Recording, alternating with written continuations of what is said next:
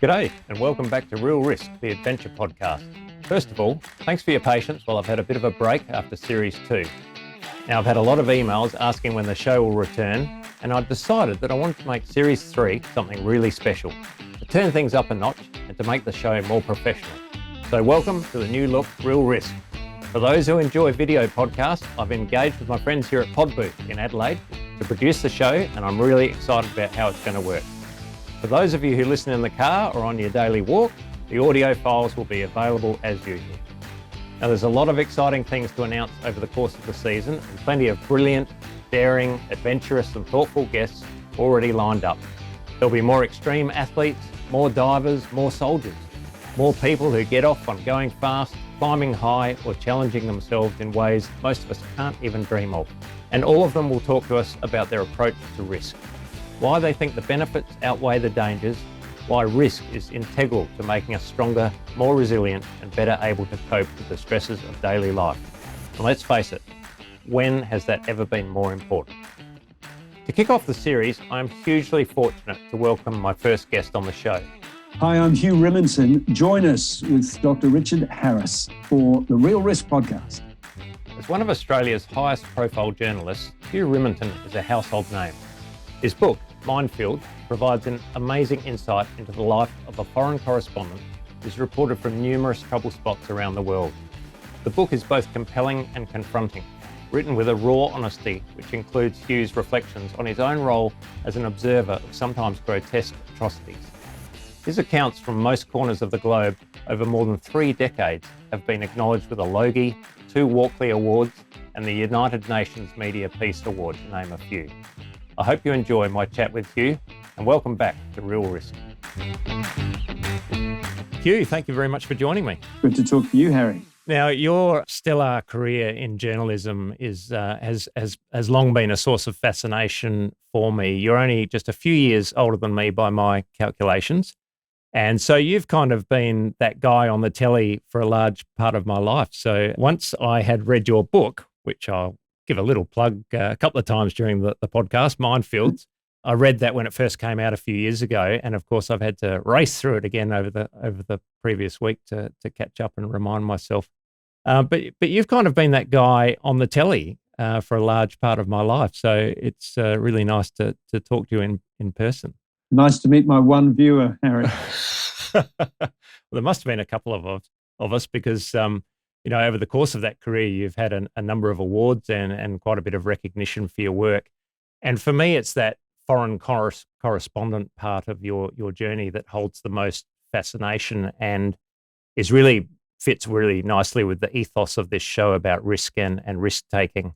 And I think even as a young boy, I liked the idea of being a foreign correspondent. I was interested in people like, Damien Pera, Sir Hubert Wilkins, who I'm a big fan of. And so for me, you're kind of the modern day Sir Hubert. How do you feel about that?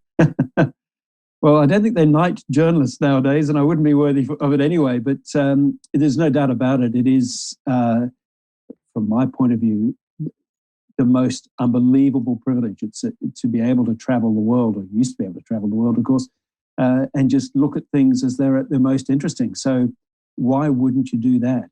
I couldn't think of anything that is a better way to spend your life. The only thing I can say about it against it, of course, is that you don't save many lives as a journalist. So there's plenty of other callings which have better results for humanity in general. That's something you talk about in a fairly raw way in your book, and something I'd like to get into a little bit, because as a journalist, you're a bit like a medic in the army, perhaps in some ways. You're not carrying a gun. You're not part of the offensive. You're not necessarily there to do anything in a practical sense. And it seems to me that's something that struck a chord with you over the years. You're there observing what's going on, and sometimes that puts you in a real moral dilemma. Has that been a big thread throughout your journalistic career in those sort of conflict zones or places where humanity is being exposed as it's, in its worst form? Well, to a degree, yes, but I do think that's an argument. One of the reasons I was drawn to foreign reporting as to domestic reporting is that I did feel sometimes when you're reporting just the events of your city that you're living in, that sometimes what you did just felt intrusive to me to go, particularly where some tragedy has befallen a family or someone, and to be there sort of knocking on the doors. I was never very comfortable with that. And what I found as I traveled internationally is that the more remote the place and the more catastrophic the event, the more people were instinctively desiring to have their story told more broadly, their suffering. They wanted to have it understood and heard. So in some ways, I was able to feel that there was something noble in the job as a foreign correspondent in a way that I found it difficult to find the same ennobling value just purely working in my own community. There is a lot of good stuff that reporters do in communities. They're vital, in fact, to a healthy communities, good reporting system. But certainly some of that, when the calamity befalls, I always found that, particularly grueling to go and knock on doors. And I can't bring them anything particularly other than a camera in their face. I mean, it must feel sometimes like you're the United Nations. You're paralysed by an inability to take sides or to act in a positive fashion. But all you can do is observe and report with integrity. And I think that's an extraordinarily courageous thing to do. And in fact, I think it was General Monash who said of my friend Sir Hubert Wilkins that he was the bravest man he had ever seen because, he was right amongst it, but not carrying a gun. And I think, being a gun-carrying soldier in a conflict would in some ways be easier than to be walking around observing and trying to report what you're seeing. Look, I think there's two things about that. Certainly some soldiers have looked at me as if I'm daft because you don't have any means to defend yourself. And a soldier, right from first training, is about having a gun, having a means to defend yourself. And so to be there naked, essentially, as they see it, some soldiers kind of look at you as if you're mad. But I have one thing over soldiers, and that is that I am there by choice, and I can decide if things look too dangerous, but it's more that it's futile. A bit of risk is necessary to report these things, but where you think the actual storytelling is futile, I can pull out and go and do something else, approach it from a different angle. I have choices that a soldier doesn't have. So I'd never put myself with a soldier. And I don't consider myself to be in any way brave beyond any average human being.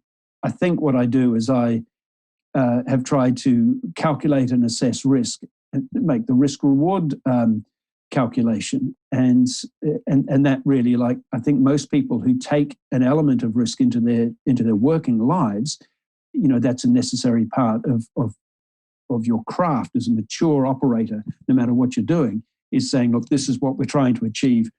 These are the risks to go to Donna Rumsfeld, the things that we know are risky, the things that we don't know, the things we know, the things we don't know, we know, all that stuff is true. You can never eliminate all risk, or even what elements of risk might confront you in any environment, but you have to assess it at a certain level and then have a go. And I've usually felt that once I've committed to covering a story, then once I'm in it, that other element takes you through it. So in times when there have been bullets flying and bombs going off, or other events where I've felt very, very close to death, that mortality is a very real proximate thing, that it's all around you, I've felt in those environments quite calm, quite clear-headed. Where I've felt real dread, real sick dread, is when I'm in a position of complete safety, but making the decision as to whether I should commit myself to do something, which is, I know when I get into it, is going to be full of risk. So, and that's where you're making the decision to step out of your safety, knowing that once you've made that commitment and you're in that place, there's no going back at that point. Once you're in it, it's a very hard thing to describe. I don't know that there's a single word that describes it, but you know it well enough. You feel a purification of not fear, but a kind of heightened state of arousal. And when you're in there, you're alive to what's going on, even when there is real danger around you. At that moment, there can be a certain bowel-watering element to it, but somehow or other, it's always felt to be contained, and you manage it better. And then the sense of dread comes when you're making a decision from safety to go back in again. I can completely sympathise with that. You've summarised it so beautifully, and I wish there was a word for it, a perfect adjective. The best analogy I can give is before a very deep exploration cave dive. You know, the night before I'll be in a real lather and thinking through all the worries and all the possible complications or risks of that dive. But the moment my head's underwater and I set off on the dive, exactly that feeling comes over me, a sense of calm and enjoyment and a hyper-aroused state where you're very vigilant to all the sensory stuff around you, which tells you that things are on track or perhaps not as safe as things could be. So, yeah, that's nicely summarised. If we can step back a bit, I'm always interested in how people come to live a life of adventure or with an element of danger sometimes surrounding it. And reading about your childhood, it sounds like that might have informed what the man became later on in life, because your parents were pretty interesting people. Can you just tell us about their start in life and how they ended up in Ceylon? Yeah, so my dad was born in the island of Jersey in the Channel Islands between France and the UK. In fact, it's closer to France. He was occupied by the Germans, or the islands were occupied by the Germans during World War II. So his teenage years basically were under German occupation from 1940 to 1945. Even after the D-Day landings, they didn't go back and liberate Jersey. It remained under German control. And that was very formative for him. He was 12 years old when the war started, and he was 17, more or less finishing high school by the end of it. And then he went off to medical school, but he couldn't settle down very, very well. And he decided on a spur of a moment to go and head off to Ceylon, as it then was, Sri Lanka now, of course, to take up a job up in the hills as a initially trainee tea estate manager. And he always had a real taste for the outdoors. He never got a degree, but he was, like many self-educated people, he thought and was curious about all kinds of things. He still is. He's nearly 93. I get letters, documents, articles sent to me from Dad all the time, to discuss, and I'm grateful for them. And my mum was a Royal Air Force nurse. She trained as a nurse. Her father had been in the Royal Navy. She was born in Malta, actually, but she was sort of Anglo-Irish background. And she went off to Ceylon, as it then was, on a posting as a nurse with the RAF, and met my father there. So they were both quite adventurous, outdoorsy, willing to have a go. They left Sri Lanka when I was about 5 years old and moved their family to the South Island of New Zealand, where we just looked at the Southern Alps at the end of our street. Sir Edmund Hillary, the first person to climb Everest, came from those mountains, had climbed in those mountains. He was a sort of national hero. So it was inevitable that pretty soon, by the age of really 6 or 7 years old, I started on my first ski trips and mountain trips and other sorts of things with my parents in the South Island of New Zealand. Sounds like your mother was fairly instrumental in bringing current affairs and the world affairs, put them in front of you, because I read that you were well aware of the speech by Martin Luther King. And do you remember if you had any heroes as a young boy? Well, I think definitely rugby players became heroes, because that's the way you were if you were growing up in New Zealand. But certainly the mountaineers had hero status in New Zealand. Sir Edmund Hillary had set the template there. But there were other climbers whose names were household names when I was a kid growing up. And you looked at the mountains all the time. So they were heroes to me. Internationally, in terms of politics, the Martin Luther King thing was an early memory. We were brought up in a kind of a progressive, globally minded household. We were migrants, essentially. We'd been, my parents were twice migrants. They'd moved to Sri Lanka and then they'd moved to New Zealand. And so as a kid, I always knew that there was a world out there. My favorite book was The Atlas. And I actually remember the feeling when I looked at this book and suddenly realized that probably all the places of the world were already in this book. And I remember saying to Dad, is there any country, is there any place that still hasn't been discovered? Is there any part of the globe that they haven't been to? And Dad having to break the news to me, I was probably about 6 or 7 years old, that no, everything is known to fairly minute details these days, and being disappointed and feeling as if my time had come too late. because I really wanted to be an explorer. I had lots of books about explorers and adventure and stuff when I was a kid. Well, what he should have said to you was, yes, there's one place left, and that's underground. That's where all the exploration is still required. That's true. Actually, one of the first stories I did as a young reporter was about some people who had gone into a cave in the Southern Alps, and then a big storm had come, and the water was flushing out of this cave, and it was felt that they were lost. And they brought in, I camped out up in the mountains for 3 days or so. They brought in these amazing cavers, really tough, nuggety men who found a way through another entrance that had been closed up by an earthquake. And they worked their way. They figured out there was only one cavern these people who'd gone up there could possibly, if they were survived, it had to be in that cavern. They thought it was not possible that they would have got up that deeply into the cave system by the time the rain came down. So they were really expecting bodies. But after days, they got a happy ending. They found a way into the cavern, and they brought out these two, I think it was 2 students, might have been 3 students who'd gone up the cave that day. And it was a very memorable early story for me. Yeah, New Zealand has world-class caving and cave diving, and I've spent quite a bit of time over there and probably know some of the individuals who were still around or who were around back in the day when that story was told, and they're certainly very advanced in terms of cave rescue techniques in New Zealand as well. So you kind of fell into journalism after a bit of a rough trot as a teenager, is that right? Look, I was a slightly disorganized kid, and I was bright enough, but I for some reason drank rather too heavily when I was at high school. My marks were not improved by this experience. I don't know what that was all about, really, but I wound up working as a hospital cleaner and coming out of high school, not really knowing what I was going to do. And I met by chance in this period, not long out of school, a guy who was a radio news director in the little town, Christchurch, that I grew up in. And through a set of confusions, I met him at a time that he thought he was waiting for someone who he thought had applied for a job. And I turned up. He thought I was the guy applying for the job. So he started interviewing me for the job.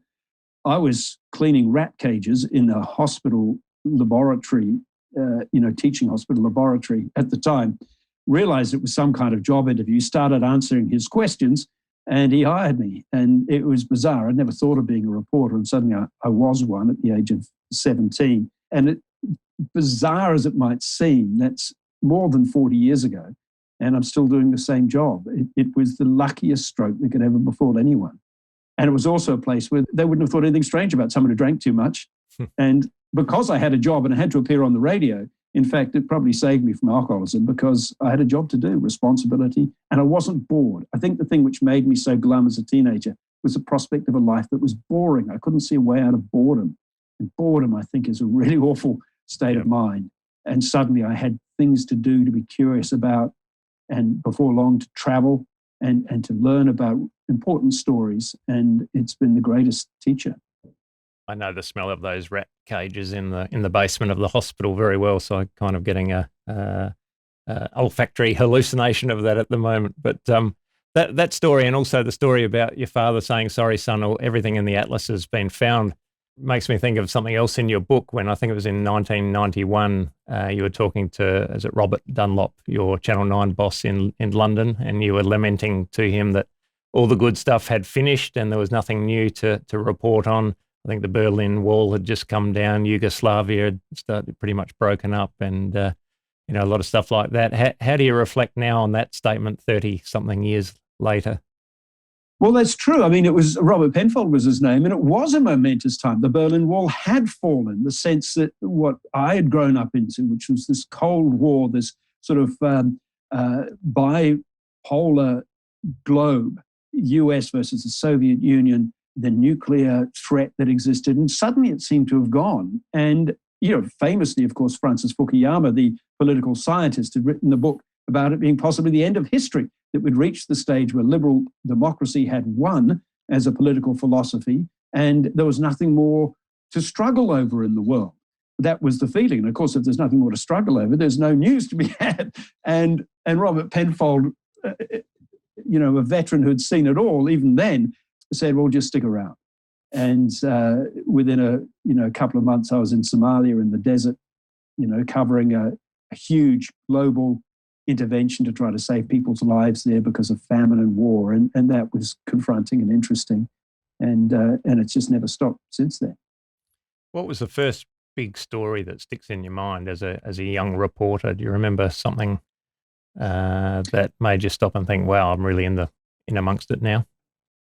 Well, in my very first year, when I was 18 years old, an aircraft, an Air New Zealand DC-10, they know what a DC-10 is, but they were rival to the jumbo jet now, and packed with people.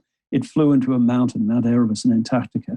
And I was sent to the search and rescue building, which was in Auckland for this. And before long, because the phones were running hot from all over the world, and so the search and rescue people, who they weren't kept separate from us, they were just across this desk, they started handing the phone to me. So I was filing for the BBC, for everyone else who rang in. And I went out the next day. Overnight, it was plain that there could be no survivors. And I went out through the streets the next morning, and I was struck by just how silent it was. It was like the whole place was a ghost town. Everyone was at home. The whole nation was grieving, really, collectively grieving for the shocking event. 257 people died. And still to this day, the worst disaster in New Zealand history. And I had a sense then that history is not locked away, unmoving. When you're young, you think that history is something that happened, and everything else is day to day. And I suddenly realized with that things are always moving. And life has proven to me again and again how nothing is fixed. And then, you just keep on seeing that happening, being reinforced as an idea. And as a young guy, again, I'd moved to Australia in 1987. I was sent, on the basis that I was the only person in the newsroom with a passport, I was sent to Fiji when the first coup happened. And then that evening, so I turned up to work as normal. By that evening, I was in among, seeing in the darkness, men with balaclavas and M16s standing around the parliament in their military uniforms. There'd been a coup in Fiji, a place where we hadn't imagined, in the sunny islands of Fiji, that such a thing could happen. And I was reporting it, getting arrested, being chased by mobs down the street in the coming days, and learning what it is to report something when there's no sleep, for example, for day after day after day, because you're filing 24 hours for news. Just that sense of the intensity of that experience. So all of these are learning experiences, and each one builds on the other. So, and then I went and did an outward bound course, just out of the back of that, because I wanted to train myself to build up some resilience, in the hope that I might get sent to something like that again. And it was a great course to do. And from it, I developed a great love for rock climbing, which became a sport for me, quite an obsession for me for a few years. And I realized that I was actually training myself in a way to manage fear, to manage myself in a stressful situation, to understand what strengths I had, then to work with small teams, to understand how small teams work well under stress. And that, it's like a big puzzle that you're constantly refining your understanding of the pieces that you can put together and get the best out of yourself. So part of it is your physical capacity. I was very fit. The other part is your temperamental capacity to stay on top of what you're doing, to manage your own moods, your exhaustion, stress. And then the other part of it is your intellectual engagement with the underlying issues that are causing whatever the disaster is. So if you're going to Fiji, to understand as deeply as you can, what were the forces that brought about this thing, and what are the effects on the people, and then starting to apply it all the way around the world, whether you're in Somalia or Rwanda, South Africa, whether you're in the Middle East, in the former, the Balkans, in the wars later came in Iraq, East Timor, Afghanistan, Russia, all of these places that I went to, Northern Ireland. You're learning the context by which people are living, the calamities that have fallen them, and then giving all of yourself to the business of telling the story and coming back with something that's coherent and which will work for your audience in the suburbs of Australia, at least initially Australia. I know you talk about trying to find that balance between reporting honestly the horrors that are in front of you and in front of the lens, but realizing that for the 6 o'clock, news slot where people are trying to eat their dinner, there's some stuff you just can't possibly show. And so you've got to find this balance between making it impactful, but not making people switch off in disgust. Did that take a while to learn that balance and that craft? Absolutely, because, very often you're in places, and I did a lot of reporting in Africa in the 90s. There is stuff you simply cannot present to people back home. They just recoil from it. And about when I was trying to deal with these questions of how do I bring a story so that people will watch it, I happened to read in the old Bulletin magazine an article about alcohol. They had cover stories about alcohol. And in it was a little segment there which said, what is the fastest way to get drunk? There was a little box. What's the fastest way to get drunk? And you think, well, maybe if you drink straight whiskey, that's the fastest way to get drunk. Not true. Drink gallons of beer. No, not true. Because below, or I should say above about 21% alcohol, your body treats alcohol as a poison and will try to slow down the absorption of the alcohol. So if you're drinking straight whiskeys, your body's deliberately working to limit that intake. Beer, obviously, you've got to drink too much of it to get there. So the golden point is about 21 degrees, which is about what the classic champagne cocktail is. Champagne cocktail, bit of sugar in the bottom, some bitters, a little bit of cognac or brandy, and then fill it up with champagne. Tops out to about 25 degrees, 21%, I should say, alcohol. A bit of sugar helps as well. The bubbles help. And that's why champagne cocktail was famously the great party starter, conversation starter in days of old. And I realized that it was a metaphor for what I was trying to do. You can't just give people shots of whiskey, straight whiskey, because people will treat it as poison. They don't want to see it. They're shutting down the screen. You've lost them. You can't understate the horrors of the world. You must find a way to write a story that'll keep people engaged with the issues and yet really, which draws them in, which doesn't repel them. And that was what I realized I had to do with a lot of those stories in the most difficult times. So as you went from conflict zone to famine to natural disaster over this long career, I mean, in the first instance, you must have been completely out of your depth in terms of how to look after yourself, how to read the environment and the people. Over that period of time, you must have become extraordinarily good at reading the people around you to sense how much danger you're in. And is that a skill that could have been taught to you in retrospect, or was it all learnt on the ground? Well, substantially, it was learnt on the ground. By the time hostile environments courses came in, I'd been around as a foreign correspondent in all kinds of circumstances for a decade or so. I was very grateful for the training when it came in, and hostile environments courses are absolutely valuable. They're expensive to run, and so therefore, employers struggle with the cost of them for a large number of people, but they're vital to do. And I've done them through Channel 9, I've done them through CNN, and they've been good. I've also spent a lot of time with soldiers out in the field, and you chat and you learn about things. You learn with your local fixers as to what's going on. But in my book, the Minefields draws its title in part from one of my first undertakings in Somalia, where completely witlessly I'd walked into a minefield to do a stand-up, talking to the camera.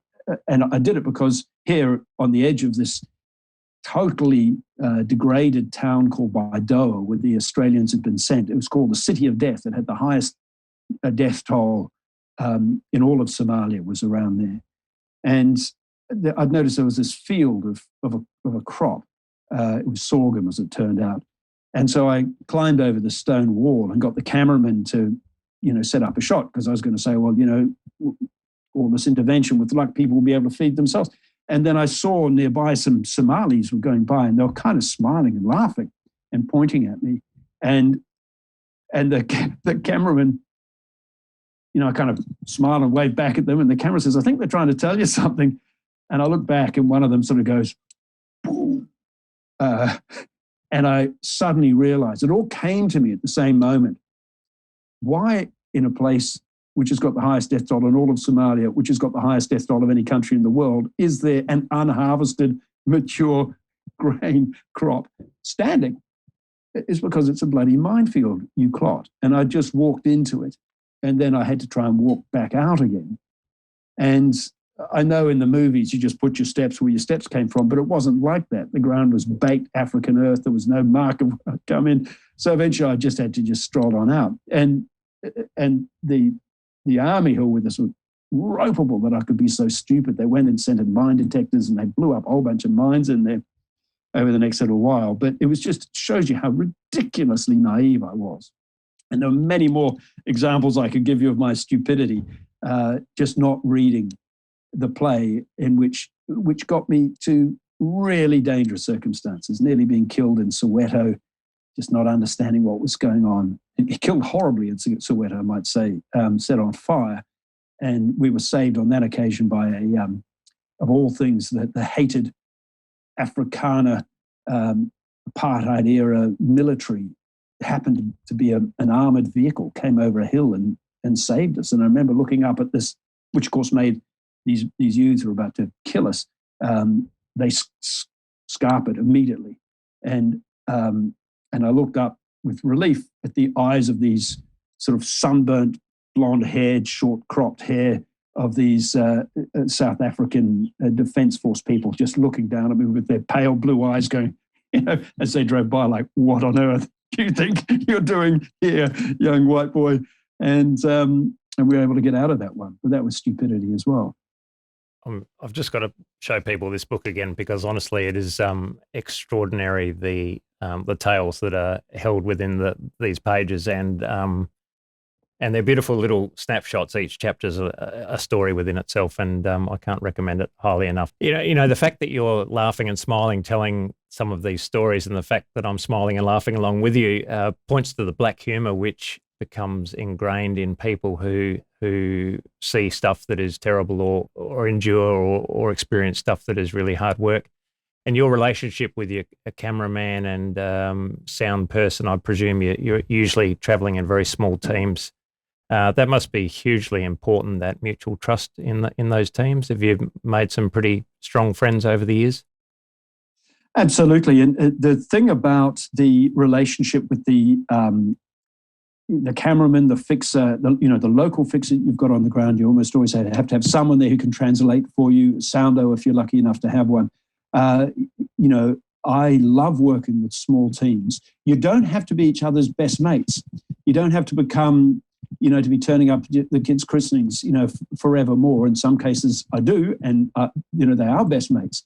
But it doesn't really matter. The key is, and this is what I learned within a few years of doing it, the key is, no matter what the initial stresses are, when you fly into whatever the zone is you really work with, and this goes with your local hires as well, you work to see what their strengths are. Everyone's got strengths, and they've also got points where they've got a weakness of some kind. And you read the dynamic as best you can at that point and allocate some time to really understand the psychology, get an empathetic sense of the people you're with.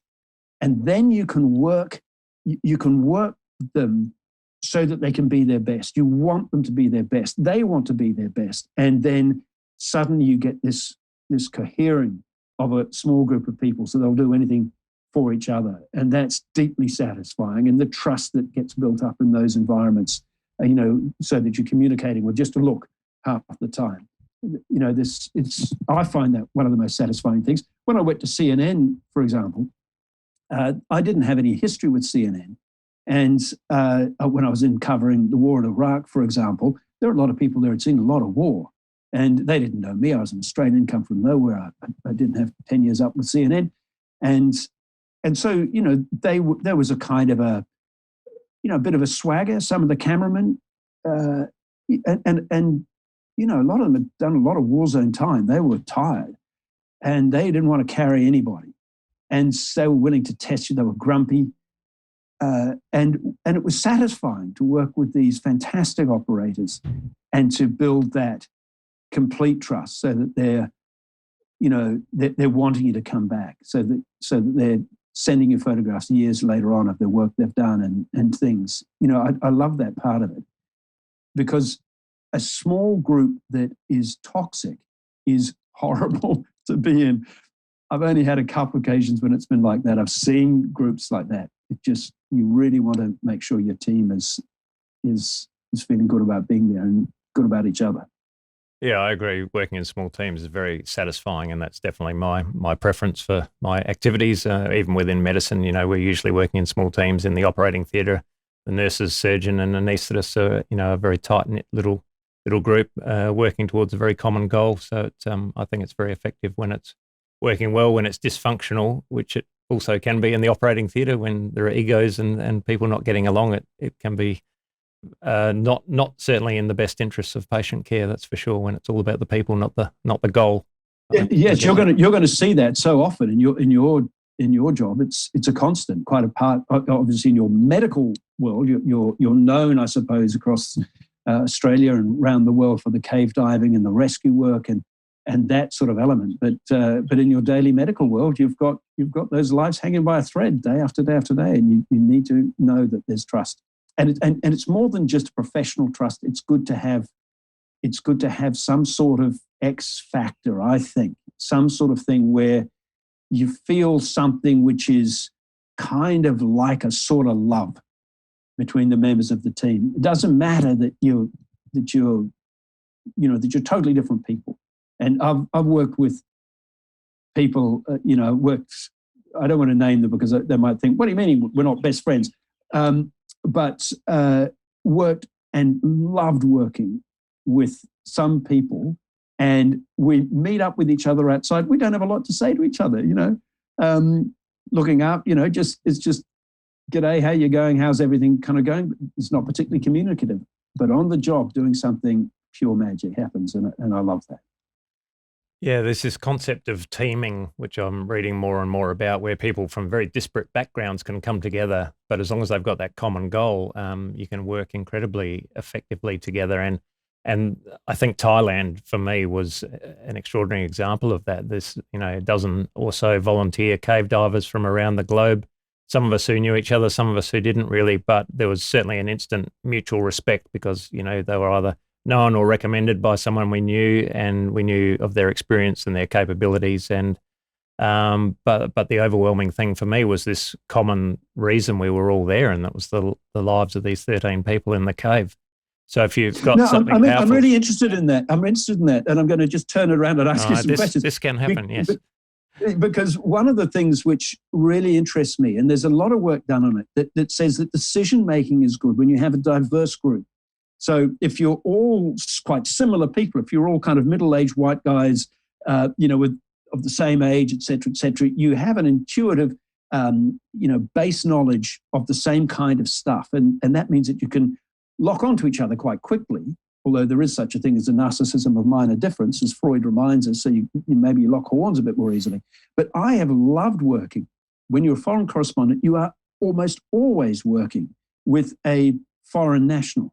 And the business of respecting difference of perspective, you must find, whether in the Thai diving or even on, the cave rescue, or even if you're linking up with people from different nationalities to do some complex dive or something, how do you find the value of having diversity in your team as being a strength rather than a weak point? I agree completely, because my first position when I'm meeting someone from another country is deference and politeness. And because you don't know anything about them, you don't pretend to understand their life or their culture. And so by offering that position of deference and politeness, I think you immediately are likely to get them on board, and more likely that they will give you the same respect and want to work with you as well. And from that platform, great things can begin, I think. But if you go in there like the Western middle-aged white man and say, don't worry, we've got this covered, boys, you locals can step aside, I think that difference is a great place to start, and that respect needs to be there right from the start. Now, you might subsequently find that actually they're terrible at their job, or you might find that they're far better than you are, but you need to have an open mind at the start. I totally get it. It is respect, and it's funny how when you've got a whole bunch of people who are very similar, it's hard for people to make a kind of elaborate courtesies of respect towards each other, because that's not the way we operate. No. But overseas, it is possible to do that. And while doing that, then it allows a platform to understand where their strengths are and where their weaknesses are, and also let them off the hook sometimes. Sometimes they don't, they're not great at doing something or other, but you can let them off the hook in ways and then use them in other ways. So I find that's tremendously useful. And the more trust you get with a local hire, the more deeply you can understand culture through them, the better you are to understand what's going on the ground.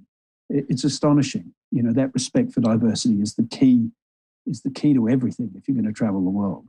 But as a reporter, around the safety that you're trying to do for your own team is, don't move into their kill zone. I suppose it's as simple as that. Try to stay out of what's plainly a kill zone. Again, a lot of this stuff seems relevant to Afghanistan. Maybe these lessons are never learnt. Yes, I have some sympathy for Afghanistan as a mission, because after 9/11, as I said, Afghanistan was a war of necessity. They had to punish al-Qaeda, and the Taliban wasn't going to give up al-Qaeda, so they had to go in and do all of that. Iraq was a war of choice, and a disastrous choice it was. But now we look at it, Taliban is back. As we speak, Kandahar has fallen. I think there are only 2 cities now that are not either besieged by the Taliban or under their control. So, and I'm seeing a lot of stuff from soldiers, people that I've known going, what was that about? Why did I give up my mental health and so many years of my life, for a zero gain in the end? But it's chiefly a tragedy for those Afghans who believed, who genuinely hoped that perhaps they might get a better country and a new country out of the invasion in 2001, and they gave some commitment to that, because they're now very much at risk from the Taliban. It's terrifying. Is there a part of you that would like to be back over there to report on what's going to unfold and the humanitarian disaster that might be following? Well, there's a part of me that will always want to be where the story is, and the story right now is in these towns, and certainly in Kabul. It's a great story, an important story of our time. But I think my days for that are probably gone. Family being all, I think I've retired from it. But, What's the future of the war correspondent? Are there people lining up to take your place, a younger generation of men and women who are desperately keen, and are they supported by the networks to do that job still? There are individuals who definitely are keen to do it, and there's some brilliant talent that we've seen come up. I think what we're tending to see happen more often is that freelancers go there at their own risk, hoping to build a reputation. And the danger with that is that they have very little support. If they get wounded, who goes to their rescue? If they need to be evacuated, who's going to do that for them? So they take an enormous amount of risk upon themselves. One of my oldest friends in journalism died in Afghanistan as a freelancer, and the cameraman he was with in the same incident was left a paraplegic, wheelchair bound, and because he was a freelancer, he has no support. He's Spanish, and he's really vulnerable as a consequence to that for the rest of his life, for his care and his money. It was one of those results that didn't work out for him. So, that's a real concern for me. And also there's a slight element with freelancers that even big networks can see them as being a little bit more expendable. There was a young Australian went across in the early days of the Iraq War and was working for an American network and was killed. And I think the network did look after him. They got him out. They got him the best care that was possible, but he died a few days later. His name is Jeremy Little. But there's a danger, I think, that the temptation is there to look after your own people, staff people, and maybe use freelancers in more dangerous places. I'm not saying that's necessarily what happened in the case of Jeremy Little and his colleague Marcus O'Brien, but I know it has happened. And so there is always a place there. Some do extraordinarily well.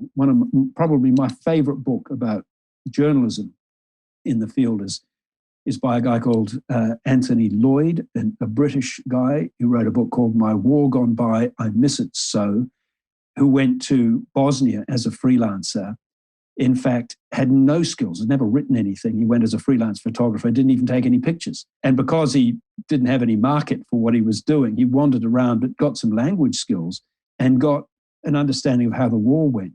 And when a friend of his, who was a writer for the Times, got wounded, the guy, as he was going off to the airport, says, what have you been up to?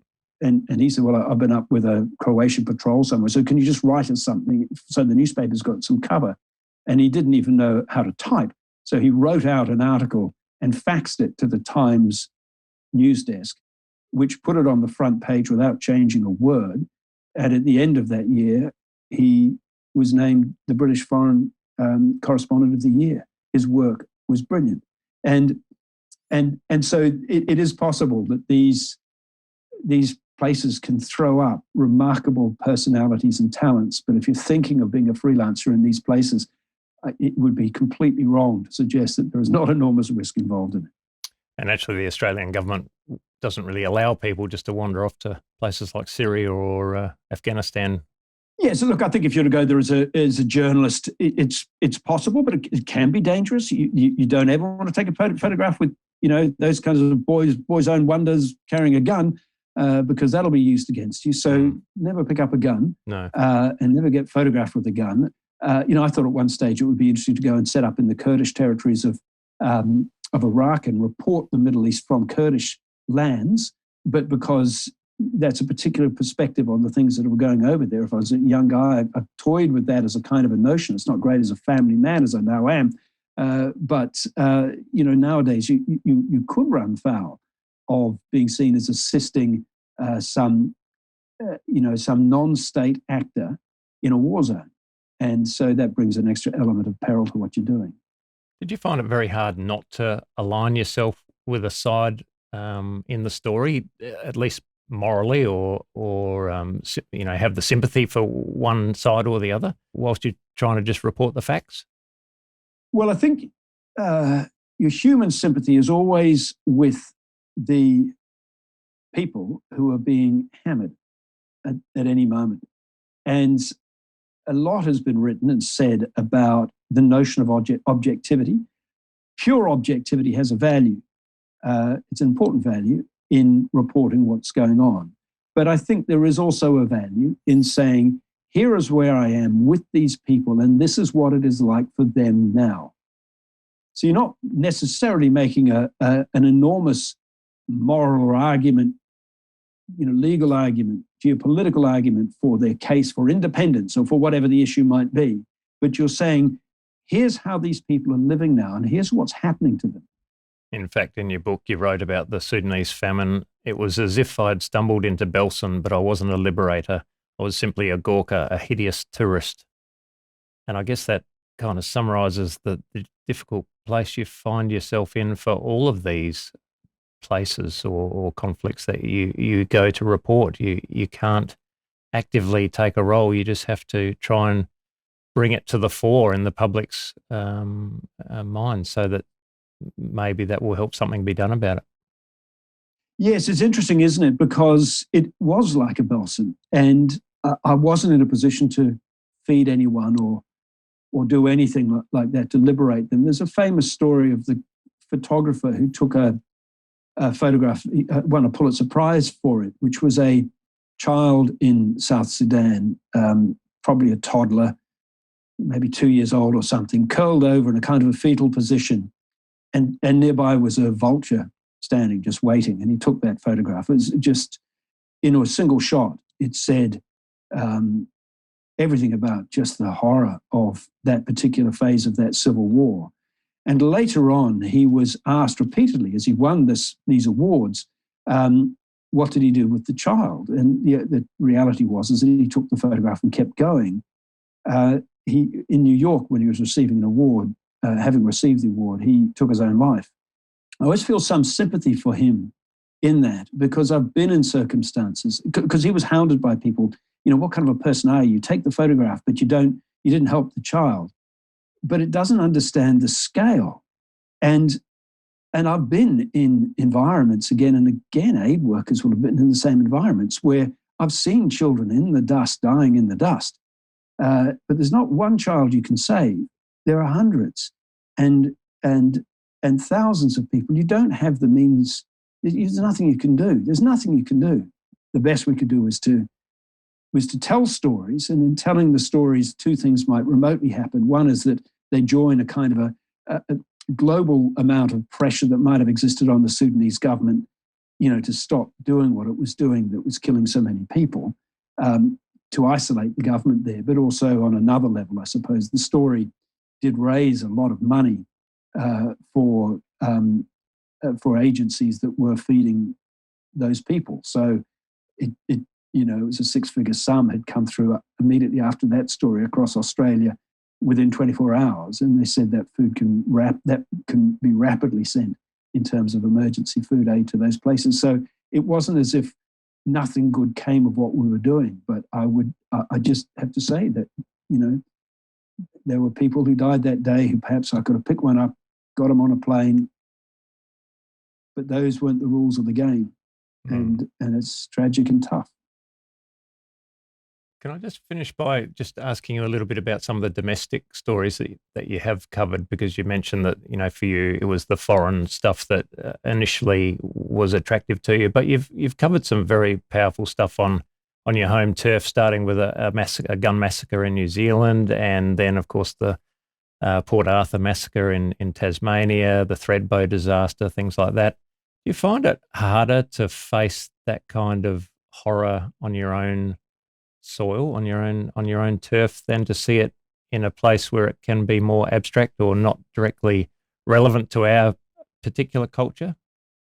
I've covered massacres. I hate to, I've had colleagues who've been in the United States, covering for a number of years, and they get kind of massacre burnout because so many happen over there.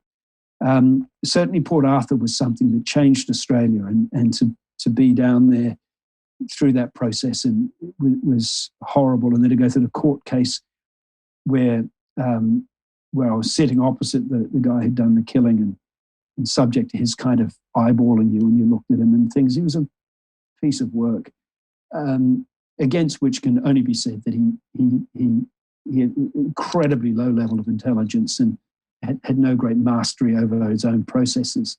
But something similar had happened on a slightly smaller scale in New Zealand. It was almost like a dress rehearsal for Port Arthur. Again, a loner who went amok in a small town at the end of the country, and it's called the Aramoana massacre. And he again just killed children. And then I went to Christchurch, my own hometown, for the massacre in the immediate aftermath. So the Al Noor Mosque, where most of the killing took place, was a kilometre and a half from the school that I went to. I knew this area well. And, I was talking to survivors who were still in a kind of a shock state with horrendous stories of what had happened at the very hospital where I could look up to the windows where I had worked as a hospital cleaner in the rat cages 40 years earlier. And here I was back reporting in my town that I'd grown up in, something that young man that would have been me could not remotely have conceived of as a possibility could happen in a town like Christchurch. So these things they mark you. They become part of your own timber, really. What can I say about it? You have to recognize that not everything that is worst about us as a race is everything about us. Because it is a rabbit hole you don't want to go down, to think that what is worst about us is us, and it's not true. Sadly, we have to recognize that as a race, not everything that is good about us is us either. We're capable collectively of doing horrible things, wasteful things, and we don't seem to learn particularly well. And yet, this is why it's really, really important for us, for everyone who deals with these confronting things, is to have somewhere where you go to a place of your own peace, where you find your own gentleness, where you can find your own means, whatever it is, to let flow out of you the accumulation of these horrible things, whether through tears or surfing or hikes in the mountains or through cuddles with your wife. somehow find ways to just make your peace with, the strangeness of the world. Well, I don't think there's any occupation or vocation, perhaps, other than yours, who would accumulate that lifetime of experience, and your eyes have seen more stuff, to use a loose term, than perhaps any other person or type of people in the world. So I'm glad you've worked out how to, put it in its box and lock it away when you need to. And I hope that you sleep well at night. And I just want to thank you for bringing that to the rest of us who, thankfully, don't have to see what you've seen, but still get to appreciate, what's good and sadly bad about the human race. And we need to pull our socks up constantly, I think, and look after each other and this planet. And I think perhaps for me, being part of that rescue in Thailand was an example of global cooperation and community at its absolute best. Again, when